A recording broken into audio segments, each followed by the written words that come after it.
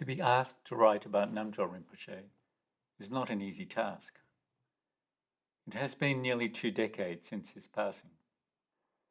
In that time, the world has moved on in the most extraordinary of ways. The pace of change has accelerated. Globalization and the digital revolution have reshaped our lives, and the political landscape has been radically transformed. The fundamentals of the Dharma, however, have not altered. There remains suffering brought about by ignorance, and our blindness to our conditioned existence has us ensnared in a constant grasping for something more. Rinpoche's teaching, then, remain as relevant, if not more so, now than when he was alive, and the world is crying out for a deeper truth present within the depths of our being. One of his most amazing abilities was to see beyond. The courses on right livelihood and other foundations of enlightenment in 1976, during one of those long retreats that started in Norway, are one of the examples of this gift, and they're extraordinary in their prescience. There should be a note of urgency in your approach to this teaching, a kind of panic to awaken for the benefit of all sentient beings. The world is approaching a crisis point on many levels. Therefore, we must move rapidly. Mankind is in for more suffering and upheaval in this time due to 5 factors. The drain of energy resources through the overexploitation of nature, pollution, population explosions, discrepancies in the balance between the haves and the have-nots. It is becoming more and more costly for the haves to have, and greed, tanha, selling people the idea of having to have more, which leads to aggression and war. Right livelihood is finding the way to live by truth, by law. But above all, the greatest factor of the unwholesome is greed. At what point do you stop the motif of having to have more? When is the crisis going to come to a head, to a point of world revolution? There are cycles of Dharma that we, as beings involved in the study, must see. We must see the laws of evolution and consciousness to know where we fit in. What is our task? What is compassion? We must have alternatives. Know what will occur and be there as helping hands for the benefit of all beings. The dharmas of history are so uniting that dukkha, suffering or unsatisfactoriness, will be increased tremendously, but this will be a prelude to a new level of realization, an era of non-exploitation. Your duty is to prepare people for that time. You've not come here to study the traditional or the modern, but the path that every being follows. Whatever your concepts, you're here to study the wisdom that is ripening in you. It is hard to imagine these words were uttered over 40 years ago. Their truth is more evident now than then. The challenge for his students, I believe, is to look deeply into the question he posed. As I sit writing, the hands of the doomsday clock, which represents how close we are to destroying ourselves, registered in the nearness of the clock's hands to midnight, have shifted ever closer to absolute extinction, now resting at 100 seconds to that fateful hour. Multiple risks threaten our survival, not least of which is climate change. The canary in the coal mine. Looking outside from my home in Perth, the sky is blue and the air clear. To the east, however, Australia continues to burn, consumed by an apocalypse that has affected half its population, raised an area the size of South Korea, and killed more than 1 billion animals. And the summer is not over yet. The unprecedented fire conditions have arisen due to a drying climate brought on by global heating.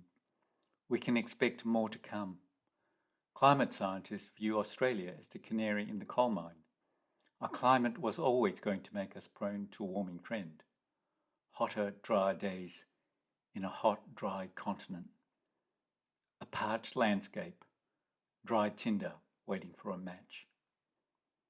This summer, like the canary in the coal mine, our birds in a blackened and desolate landscape have stopped singing. The world both watches in horror as our disaster unfolds, while at the same time there's a dawning realization and dread that the fires in Australia are only symptomatic of a world that has a fever and is in need of urgent attention. We are blindly heading towards a climate abyss that threatens to truncate our collective lifeline, and the window of opportunity for action is rapidly closing. We need to come together to act collectively if we are to heal it. While the proximal cause of climate change is our rising greenhouse gases, brought about by the combustion of fossil fuels and the clearing of land, it is as much about greed and exploitation of our natural world. Greed for more to fill the emptiness of our lives. An exploitation made possible through our sense of separation from this other. This other that is as much a part of us as our hands and feet. An infinitesimally small thread of nucleic acid. I returned to this text some 6 months later. The pandemic has struck. Our collective lives upended by an infinitesimally small thread of nucleic acid. The first 1 million cases of COVID-19 took 3 months to achieve. The last million has taken just 1 week, and the curve globally is not flattening. The failure of economic and political systems to respond meaningfully in many countries has exposed a system devoid of values. Globally, the tensions arising from the different worldviews of diverse cultures are also becoming more apparent, sharpened in relief by the fact that despite differences, we are dependent on each other. Amidst the mounting tension, the Black Lives Matter protest have unleashed the pent-up anger and frustration of a world divided, waking up, it seems, to some uncomfortable truths, to the structural injustices within socio-economic political systems. Yet emerging from the turmoil is a growing awareness of the preciousness of human existence, the wonder and fragility of life on this one blue planet, and the need for us to care for it and care for each other. This pale blue dot. Seen from space, Earth floats in the darkness, separated from the emptiness by a paper-thin film of gases, delicately balanced in composition, that forms our life-sustaining atmosphere. This pale blue dot, as Carl Sagan so poetically described of our collective home, where everyone you love, everyone you know, everyone you ever heard of, every human being who ever was, lived out their lives. This image, first seen over 50 years ago, continues to send ripples of recognition of our fragility and the preciousness of life that might just provide the catalyst for the new level of realization, an era of non-exploitation. The arc of history projected forward has us heading towards a crisis that now seems unavoidable. Irrespective of the final outcome, the only choice we have now is whether we continue and feed this unwholesome greed, or find a way to live by truth, by law. What is right view? Or as Rinpoche would translate Samaditi, what is total view? the greater the doubt, the greater the awakening. The smaller the doubt, the smaller the awakening. No doubt, no awakening. Amidst the uncertainty and doubt, the crisis offers us the opportunity to discover the energy or the depth of questioning to support our collective awakening, to discover total view. We need an opposing wind to fly, as Joanna Macy would say. We need to turn and face the wind. In a world where our interconnectedness is becoming increasingly apparent, where the thrust of our shared life seems destined to open to complexity and totality, maybe it's time to consider how we might unfold an awakened society. There is a false dichotomy, I believe, of seeing the path of the inner life as separate from being in the world. It is not enough to explore just our personal conditioning and freedom from it. Our personal suffering has been shaped by the limitations of a constructed, separate sense of self, and liberation can only lie beyond ourselves in the acknowledgement of our interconnectedness. What is our task? We must also look outwardly to see the threads of the dharmas of history, now so clearly coalescing that our possible futures can be intuited. We need to see the process of this great unfolding and understand how we might bring ourselves as a piece of the puzzle, to see the laws of evolution and consciousness, to know where we fit in. What is our task? What is compassion? What we do now will shape the future. We must realize right livelihood both as individuals and at a societal level. Our interdependence implies the need for sharing, for an economy. What is right economics? Conflict is necessary if we're to challenge the status quo. The dialectic, or dukkha, is inherent as there are a multitude of views. Conflict is not the problem. How we approach it, however, is important. Within the microcosm of families, groups, and small communities, through to nations, how do we work together despite differences, heart to heart in faith?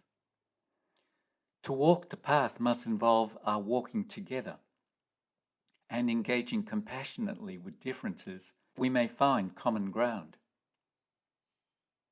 Our job is not to study the traditional or the modern, but the path that every being follows. You're involved in a path not only of enlightenment, but of activity. As Dharma communities, we need to be building bridges to each other and extending them into the broader community. Strengthen a Maitreya net of heart-to-heart connection to unfold our collective awakening. Perhaps the challenge before us as practitioners is to integrate our time on the cushion to the time off the cushion, that there is no discrepancy between the path in our daily lives and the transcendental. That due consideration be given to our activity and engagement in the world, participating in the building of an enlightened society, and finding a correct relationship to life.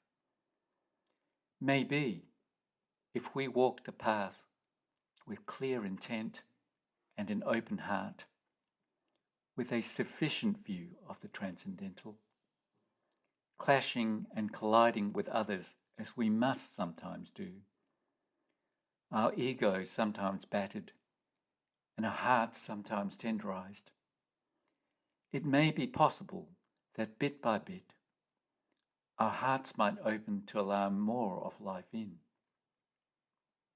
First a rock, then a plant, a tree, an animal, a friend, a foe, that one day we might hold in our hearts the whole of this one blue planet, this glorious dust mote suspended in a sunbeam.